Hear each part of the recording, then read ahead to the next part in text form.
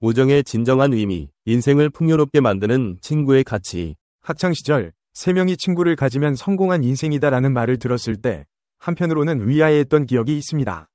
당시에는 왜 단지 3명이 친구만으로 인생을 성공했다고 말할 수 있는지 이해하기 어려웠습니다. 젊은 시절에는 수많은 친구들과 어울리며 다양한 인간관계를 맺는 것이 중요하게 느껴졌고 친구를 많이 사귀는 것이 곧 인생의 성공인 것처럼 생각되었기 때문입니다. 그러나 나이를 먹고 살아보니 진정한 친구 한 명을 만드는 것조차 얼마나 어려운지 깨닫게 되었습니다.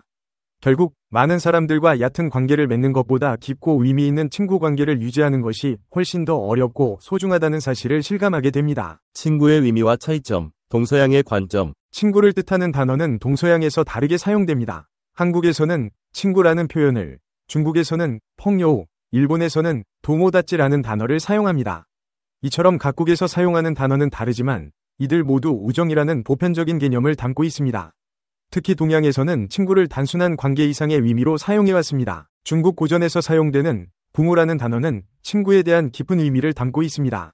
붕은 새떼가 무리지어 나는 모습을 본뜬 글자이고 우는 손을 맞잡고 돕는다는 의미를 지닙니다.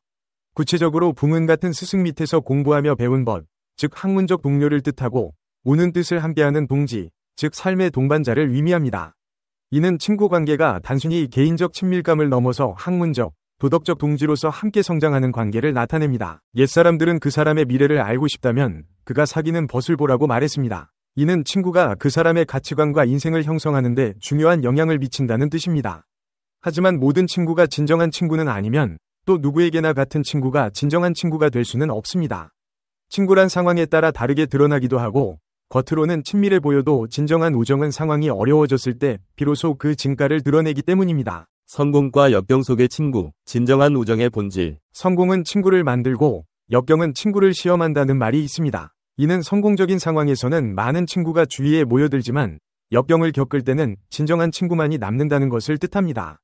아리스토텔레스는 불행은 누가 진정한 친구가 아닌지를 보여준다고 했습니다. 고대 인디언들도 친구를 내 슬픔을 등에 지고 가는 자라고 정의했는데 이는 진정한 친구란 어려운 순간에 나의 고통을 나누고 힘이 되어주는 사람임을 잘 나타냅니다. 모진 바람이 불 때라야 강한 풀을 알 수 있다는 글귀처럼 인간의 진가도 어려움 속에서 비로소 드러납니다.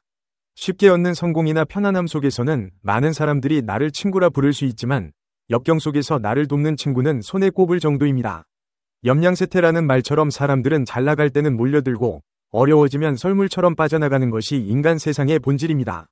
인생의 굴곡 속에서 진정한 친구를 발견하는 것은 참으로 어렵습니다. 진정한 친구의 가치, 빈천지교와 금난지붕. 인간관계에서 진정한 친구는 가난하거나 역경을 겪을 때 더욱 빛을 발합니다. 동양에는 빈천지교라는 말이 있는데 이는 가난하고 힘든 시기에 맺은 친구라는 뜻입니다. 경제적으로나 사회적으로 어려운 상황일 때 곁에 있어주는 친구가 진정한 친구임을 의미합니다. 이러한 친구는 단순히 겉으로 보이는 이익이나 상황에 따라 움직이지 않고 진심으로 상대방을 이해하고 돕습니다. 또한 명심보감에서는 금난지붕이라는 표현이 있습니다. 이는 어려운 상황에서 나를 도와줄 친구를 뜻하는데 평소 술자리나 사교적인 모임에서 많은 친구들이 함께하는 듯 보이지만 정작 위기에 처했을 때 진정으로 나를 도와줄 친구는 거의 없다는 것을 일깨워줍니다. 친구 관계는 어려움 속에서 비로소 그 진가를 발휘하게 됩니다. 역사 속에서 우정을 보여준 사례. 추사 김정희와 이상적. 우정의 가치와 깊이를 가장 잘 드러내는 역사적 사례 중 하나는 조선 후기의 학자 추사 김정희와 이상적의 이야기입니다. 추사는 당시 명망 높은 인물이었으나 제주도로 유배를 가면서 그와 가까웠던 많은 친구들은 사라졌습니다. 하지만 그 어려운 시기에 이상적이라는 친구는 중국에서 책을 구해 멀리 제주도까지 보내며 그의 고독을 위로했습니다. 이 우정은 추사에게 큰 감동을 주었고 추사는 그 고마움을 담아 세안도라는 유명한 그림을 남겼습니다. 이 그림의 제목은 논어의 구절인 날씨가 차가워진 후에야 소나무의 푸르름을 안다 에서 따왔으며 어려운 상황에서 진정한 우정이 드러남을 상징합니다. 인생의 진정한 부자, 친구 부자. 많은 이들이 인생에서 5가지 부자를 꼽습니다. 이는 돈, 시간, 건강, 취미, 친구입니다. 그 중에서도 친구 부자는 나이가 들어갈수록 더욱 중요해집니다. 인생의 후반기에 진정으로 마음을 나눌 친구가 있다는 것은 큰 행복이자 자산입니다. 아무리 돈이 많고 사회적 성공을 이루었다 하더라도 진정으로 마음을 기댈 친구가 없다면 그 사람은 내면적으로 불행할 수밖에 없습니다. 우정의 소중함과 진정한 관계의 의미. 친구란 단순히 사교적인 관계를 넘어서 인생의 굴곡을 함께 견디고 기쁨과 슬픔을 나누는 동반자입니다. 인생의 성공과 역경 속에서 진정한 친구를 발견하는 것은 매우 어렵지만 그만큼 가치 있는 일입니다.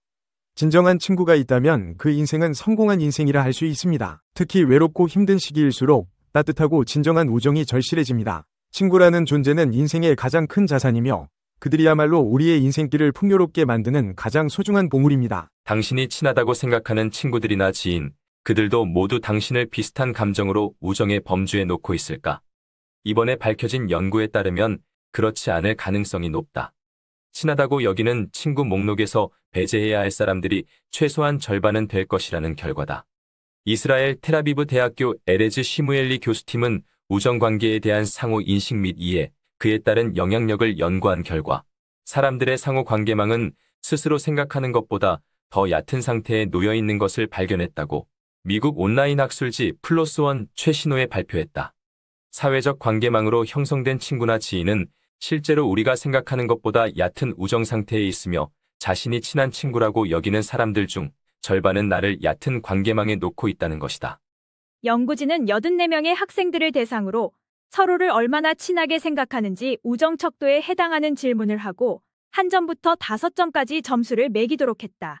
한 점은 친분이 덜한 타인, 3점은 그냥 친구, 5점은 베스트 프렌드로 여길 수 있는 정도였다.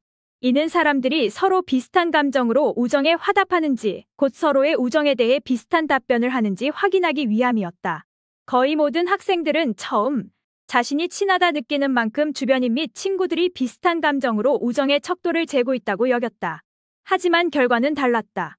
50%를 조금 넘은 사람들이 자신과의 우정 척도를 한 점에서 3점의 점수로 매겨 다소 얕게 평가한 것으로 나타났다.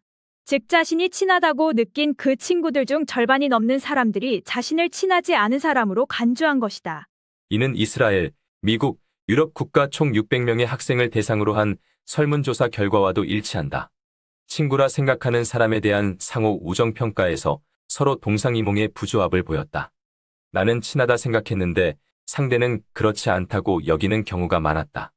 쉬무엘리 박사는 우리는 참가 학생들 중 95%가 그들의 우정을 내가 친하게 생각하면 그 친구도 자신을 친하게 생각하는 것으로 여기고 있다는 사실을 발견했다며 만약 당신이 누군가를 친구로 생각한다면 당신은 그도 당신을 친구로 여길 것이라 기대한다.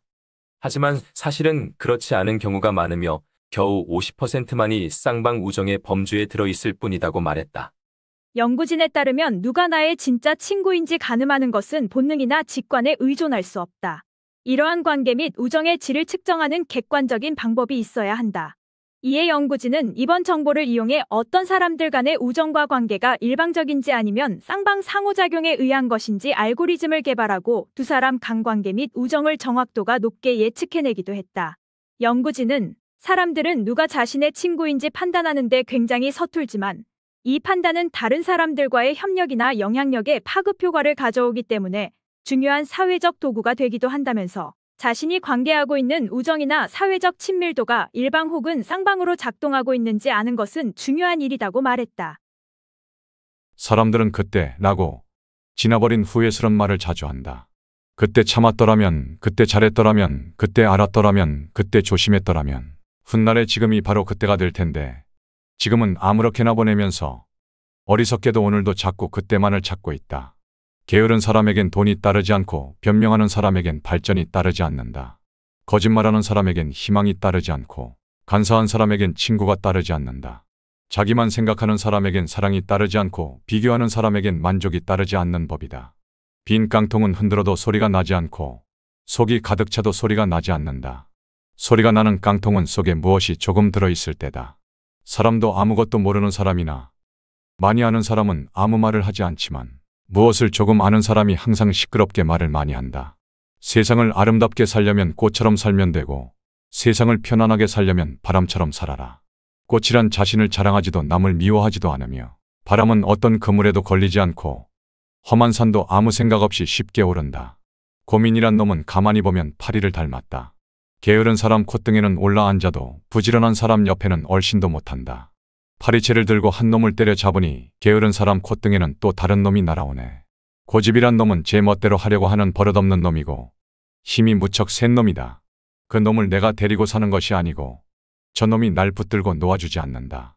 무지개는 잡을 수 없기에 더 신비롭고 꽃은 피었다 시들기에 더 아름다운 것이다. 젊음은 붙들 수 없기에 더 소중하고 우정은 깨지기 쉬운 것이기에 더 귀한 것이다. 내 손에 손톱 자라는 것은 보면서 내 마음에 욕심 자라는 것은 보지 못하고 내 머리에 머리카락 엉킨 것은 보면서 내 머릿속 생각 비뚤어진 것은 보지 못한다. 모든 걸 베풀고만 사는 나무 같은 친구 하나 있었으면 좋겠다. 아니, 내가 먼저 누군가의 나무가 되었으면 좋겠다. 잘 자라지 않는 나무는 뿌리가 약하기 때문이다. 잘 날지 못하는 새는 날개가 약하기 때문이다. 행동이 거친 사람은 마음이 비뚤어졌기 때문이고 불평이 많은 사람은 마음이 좁기 때문이다. 하나에 하나를 더하면 둘이 된다는 건 누구나 다 알아도 좋은 생각에 좋은 생각을 더하면 복이 된다는 걸 몇 사람이나 알까? 둘에서 하나를 빼면 하나가 된다는 건 누구나 다 알아도 사랑에서 희생을 빼면 이기가 된다는 걸 몇 사람이 알까? 세월이 더하기를 할수록 삶은 자꾸 빼기를 하고 욕심이 더하기를 할수록 행복은 자꾸 빼기를 한다. 똑똑한 사람은 더하기만 잘하는 것이 아니라 빼기도 잘하는 사람이고 훌륭한 사람은 벌기만 잘하는 사람이 아니고 나누어 주기도 잘하는 사람이다. 위대한 사람은 후회 없는 삶을 추구한다. 자신의 모든 능력을 전부 쏟아내지 않은 삶만큼 허무한 인생은 없다. 잘못 보낸 오늘 다음에는 내일이 있지만 잘못 보낸 인생 다음에는 다음이 없다.